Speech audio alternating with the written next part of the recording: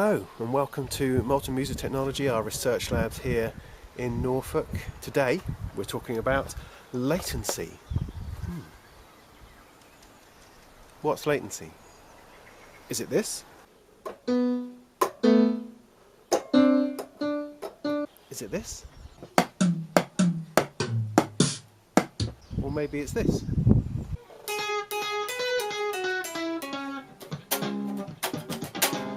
Okay, so that's a little extreme, but latency is that really annoying delay you get when monitoring or playing music through your system. It's the time difference between causing something to happen and it actually happening. So the difference between striking a key on your keyboard and hearing the sound through your speakers, or playing a chord through your audio interface and hearing the sound out of your speakers, or pressing stop and your door actually stopping or starting. Latency is inherent in every system because it takes a finite amount of time to process something and output it to the audio outputs. So this is what we're talking about when we're talking about latency. It's a normal thing. It happens in real life. It's around us all the time. So how much time are we talking about? Well, milliseconds. A handful of milliseconds stands between something feeling instantaneous and something that feels a little bit sluggish. For most people, a latency of under 10 milliseconds is what you're after and is what feels like a real-time response. For others, that feels like a yawning gap and so prefer to aim for under 3 milliseconds. But what does that actually look and feel like? Well, if you're an electric guitarist and you stand 3 or 4 feet from your amp, then you're already experiencing a latency of around 3 milliseconds. That's the time it takes for the sound to travel through the air from the amp to your ears. Most people would be hard-pressed to say that that wasn't real time. If you go back 12 feet, a sort of distance you would be on a stage, then you've got around 10 milliseconds.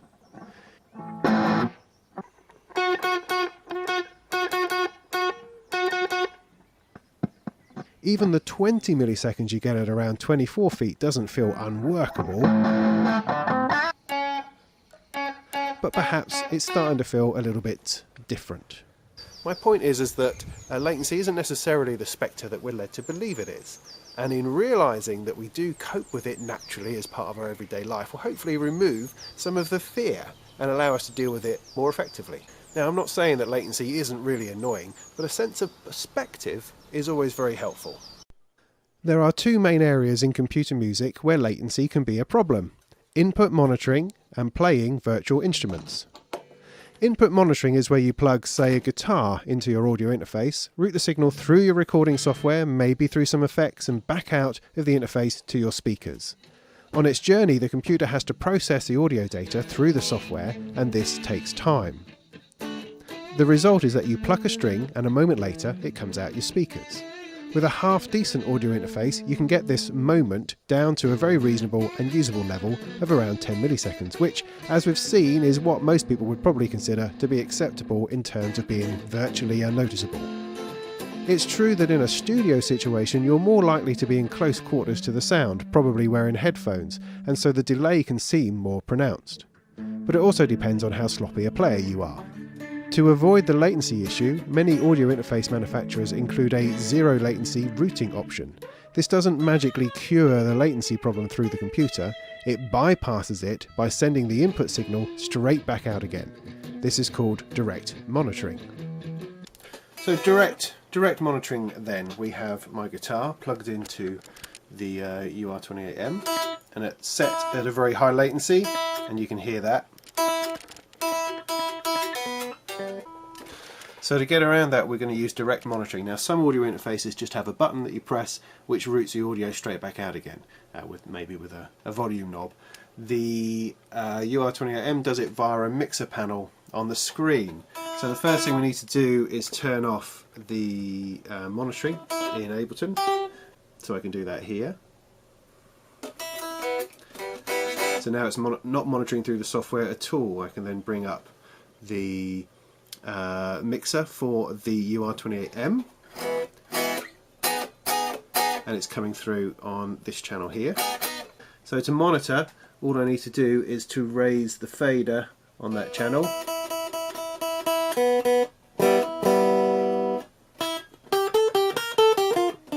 Now that's coming through, and that's coming through with zero latency because it's bypassing the software. It's just being routed through the audio interface, so it's not going through Ableton or Cubase or through the computer at all. So you have zero latency when that fader is up. Now of course I can't now use any of the effects that are inside Ableton or Cubase or whatever, because I've turned monitoring off, so I can't hear anything that's going through the software. So I can't use any software effects. That's the major downside with direct monitoring. Now some audio interfaces, like this one, include some effects so that to make it easier for you to play while direct monitoring. So within this I have some choices of effect that Yamaha's included with this, including some guitar effects. There we go. Which is kind of cool. There's also a reverb which I can send to. And probably more suited to recording vocals. There's also a channel strip with its marvellous sweet spot thingy. Within an audio interface, if it has direct monitoring possibilities, then that gives you access, it gives you the ability to do complete zero latency monitoring, so it gets rid of the latency problem altogether, assuming that there is a latency problem, like this one. But it doesn't have to be like that. You could also, of course, monitor before the audio interface. If you're recording through an analog mixer or some hardware like that, then your monitoring is going to be done through that mixing board before it even reaches the computer. So latency is not an issue in that situation. It just depends on your setup. The second area of concern is with playing virtual instruments. The computer is having to generate the sound and get it to the audio outputs in response to the key press, and this takes a finite amount of time. Virtual instruments only have to deal with the output latency, as you're not routing a signal into the computer. Most people find under 10 milliseconds to be acceptable, but it depends on the nature of the sounds being played. Instrument or synth sounds are one thing, percussion and drum sounds are something else. The next question then is, well, how playable is it at different latencies? This is the lowest latency, about 5 milliseconds. So you're not using an input-output latency, just an output latency. So that's about 5 milliseconds. That seems pretty instantaneous. Drums tend to be more obvious.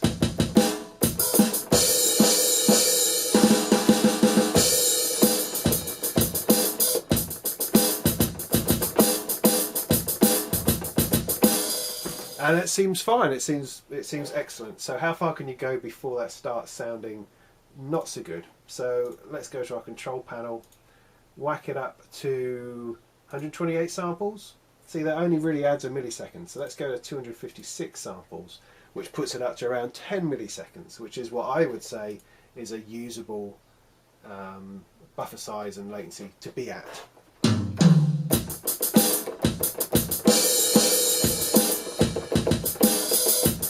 Sounds perfectly fine to me, feels perfectly fine.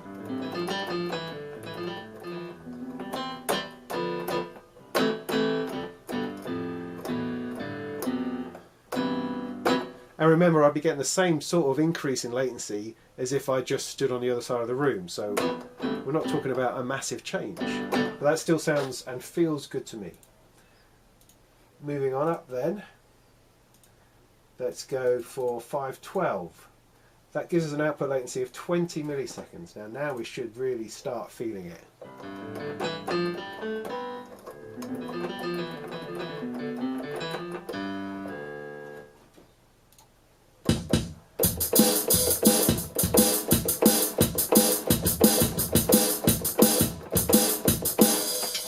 If we change to some sticks,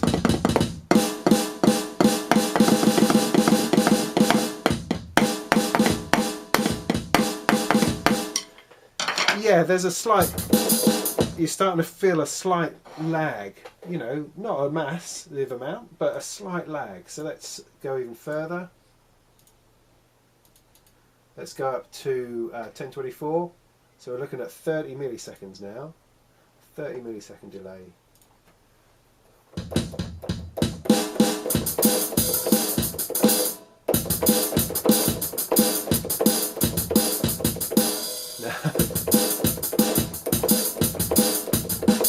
Okay, it's still playable, sort of.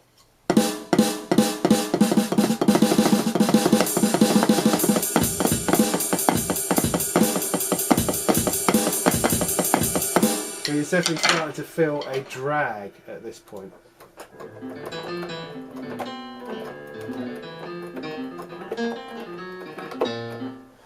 You know, but for me, because I'm such a sloppy player, that still feels playable. So let's go up to twice that, to 50 milliseconds, where we started this whole thing.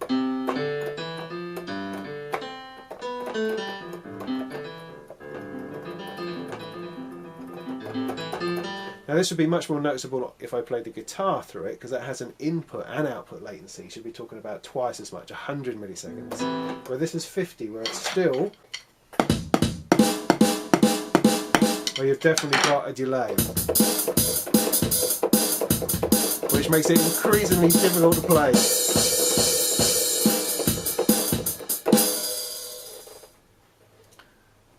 So yeah, you know, let me get hold of this. What I'm saying is that, you know, you get a lot of people talk about latency and how terrible it is, and oh my goodness, I can't play, I can't perform because of this massive 10 millisecond delay. But you know, it's down to how you play and what you play and what feels right to you. If you're playing a grand piano, the latency you get purely by sitting so far from the strings that are being hammered, you know, that's probably 3 to 5 milliseconds right there. So it's all a matter of degrees. It all depends on what you're doing and what you're used to. If you're wearing headphones, it's probably going to be more noticeable. So someone who's recording through a microphone in a live booth, in a mic booth with headphones on, is probably going to notice it a lot more. A drummer playing along to a click track, for instance, something like that, who's monitoring through headphones, is going to notice it a lot more. But for most people, I would say 10 to 20 milliseconds, it's all right. You don't really feel it. You don't really feel it. I think it's natural.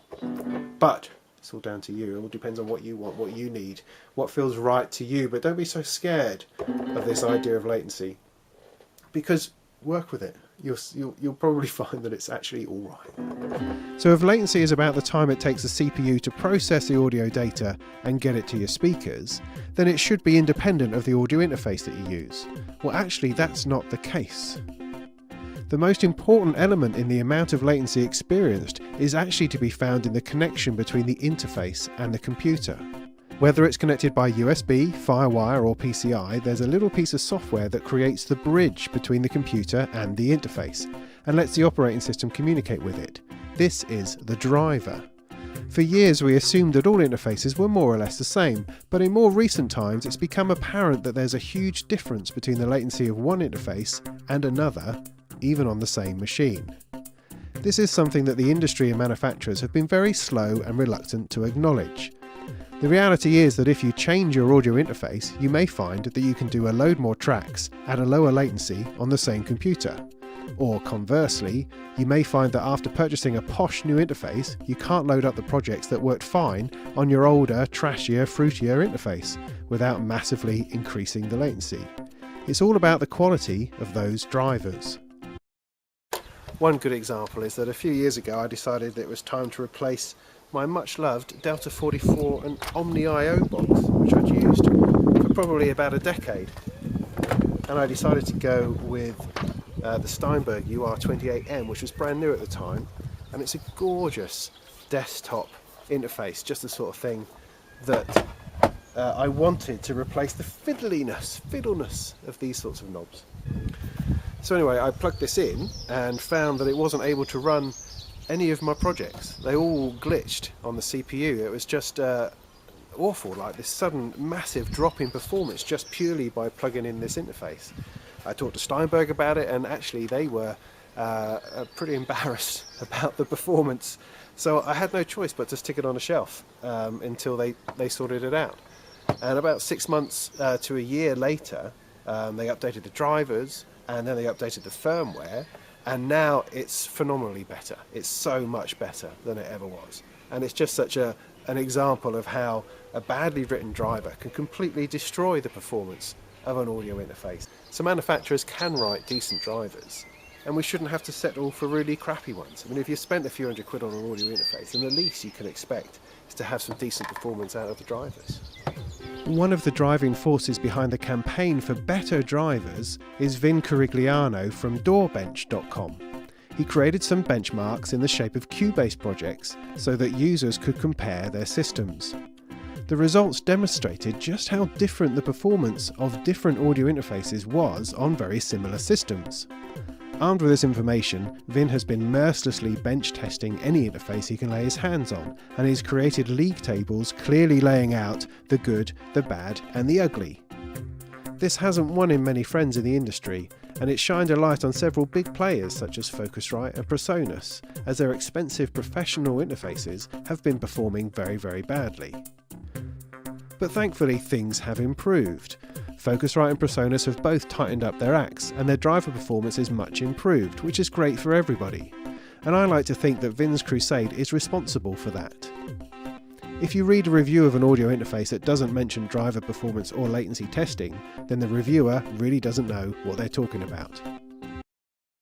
So how does that buffer size and latency affect performance? Well, let's have a look. In Cubase I'm running the UR28M at the lowest buffer size of 64 samples. That's given me an input and output latency of 4 and 5. And we're running here the Doorbench performance test, and at the lowest latency on my system here, which is pretty good, is running about 230 plugins without too much trouble. As you can see, it's loaded up right to the top end of what the CPU can handle, but the playback is good. There's no crackling, but as we add plugins over here,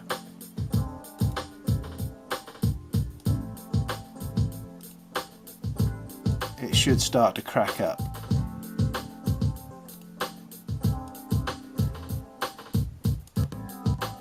There you go. So the limit on this system is 237 at that buffer size. So if I pull back, playback sorts itself out again. There you go. So what we're going to do is change the buffer size to see how that affects the performance. So we're going to change it from 64 to 256 samples just to get a nice big difference, and you can see that the input and output latency has changed to around 10. So still very low latency. And now if we hit play, you can see immediately that the CPU meter has come down a good chunk on the top of there. And if we go back to adding effects, that's the point at which it cracked before. So now at 270, and it's starting to weaken there.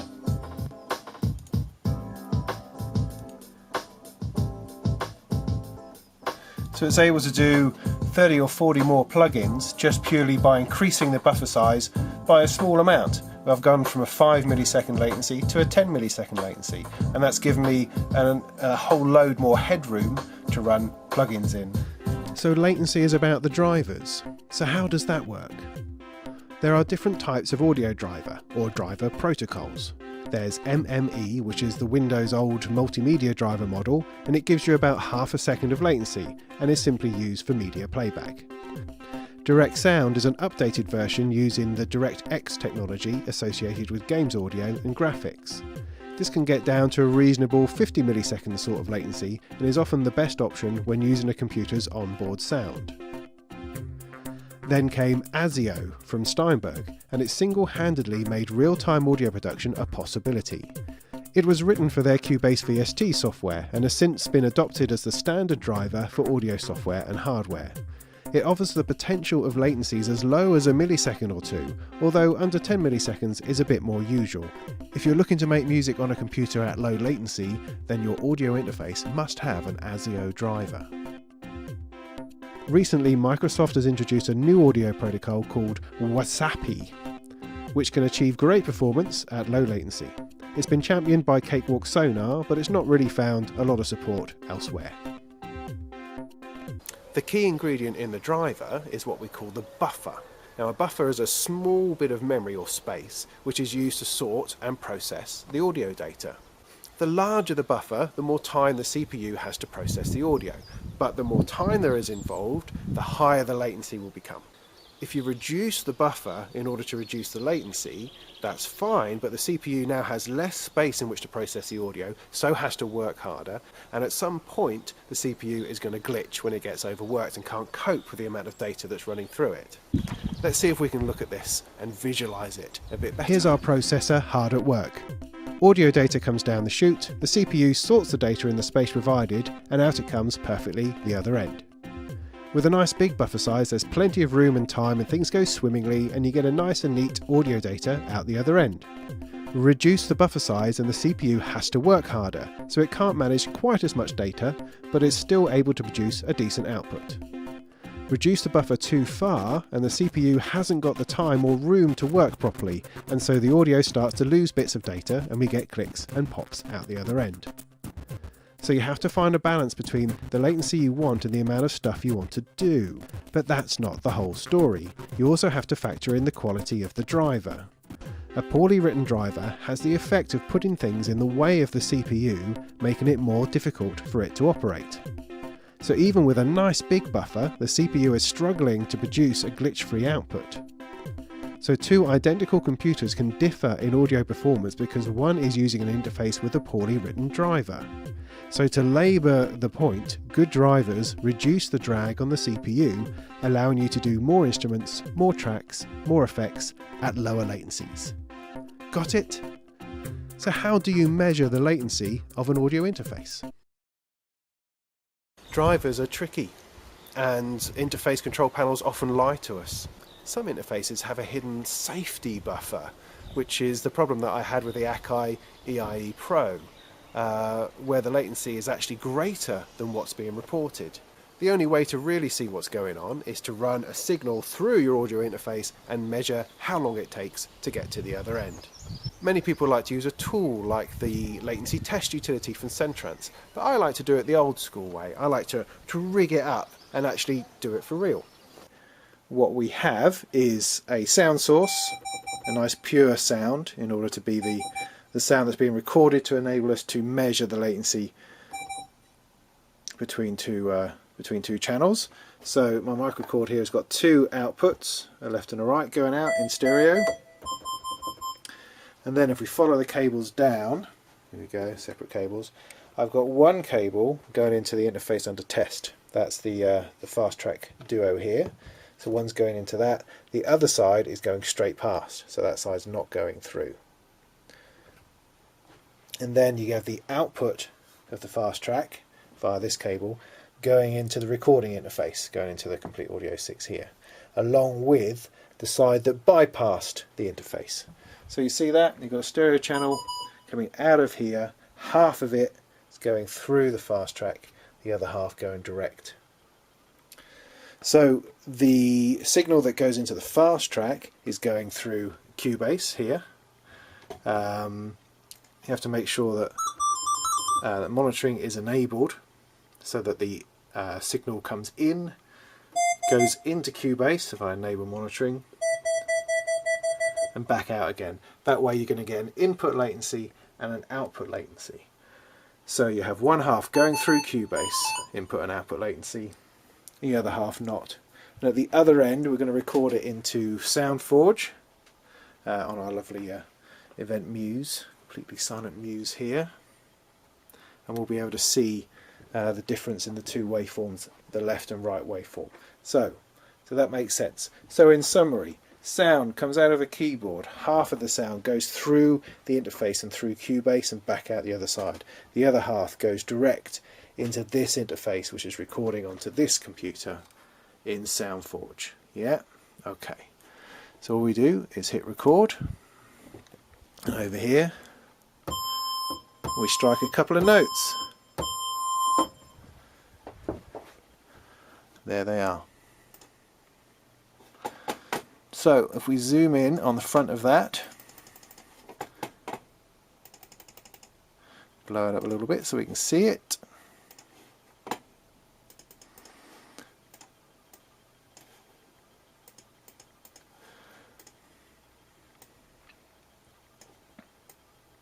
More or less. About there. You can see the left hand side is the direct signal, the right hand side is the one that went through the interface. There, right there, there's your latency, there's the difference. That's what's happened when it's gone through the software, monitored through the software. And that actually is, coming down here, the selection is 11 milliseconds. So if we go back to Cubase over here, it will tell us what Cubase is reporting as the latency in the device setup, which is 5.5 and 5.5, which, oh, that's 11. So the latency figures in Cubase are very accurate. It's about spot on. So this is the lowest latency that the fast track will do. 5 in, 5 out, giving 11 milliseconds round trip. So there you go. That's latency, properly measured. The old school way. So if you are hitting the limits of your system, check out the Door Bench league tables, and you may find that instead of changing your computer, you could increase your performance by changing your audio interface. As to what's good enough, well, that's really difficult to say. Latency performance is not the only consideration when buying an interface, and for many people the performance, even with bad drivers, will be good enough for what you do. Personally, I feel the performance of the Steinberg UR28M is excellent, and yet it's only a third of the way up Vin's list. A few notches above it is the NI Complete Audio 6, and that's generally the interface that I recommend to people as being the best thing under 200 quid. So it's all a matter of degrees. Of course the RME stuff is excellent, but it's also really expensive. My advice in buying a new interface is to try it alongside your old one as soon as you can, and if your performance is much less, then send it back and get something else. I do really want to stress that latency should not be the only factor in choosing an audio interface. There are a lot of other features that you need to consider. Bad driver performance is only really noticeable at really low latency, say about under 5 milliseconds. If you're running 10 to 20 milliseconds, then those sorts of performance differences start to iron out and it becomes less of a problem. So unless you're demanding the absolute lowest latency on massive projects, then the majority of audio interfaces are going to be just fine, and you need to look at the other features that they're offering rather than purely the quality of their driver. So, to summarise, here are my top tips for dealing with latency. 1. Don't panic. 2. Consult doorbench.com to help you choose the right audio interface. 3. Get a decent computer, because that will affect how much you can do at a given latency. 4. Tweak your system for best performance. Follow our guide for tweaking Windows 8 on our YouTube channel. 5. Experiment with different buffer sizes for different situations. 6. Make use of direct monitoring. 7. Increase the sample rate, as this increases the speed of the sample processing and so reduces the latency time in a given buffer size, but it's also a lot more strenuous on the CPU. And 8. Just try it out, see what happens. See how you feel about it. The best way to tackle it is to experiment and find out what works for you. You may find that you have to increase the buffer size as your project gets bigger. When you start mixing, you can ease off these things because you don't need quite the real-time touch as you do when monitoring guitar or singing or playing soft synths. So experimentation is the key, and finding the right balance between buffer size, between performance, between what your system can do, what ins and outs you need, and the features of your audio interface. Make friends with the buffer size, learn how to use it.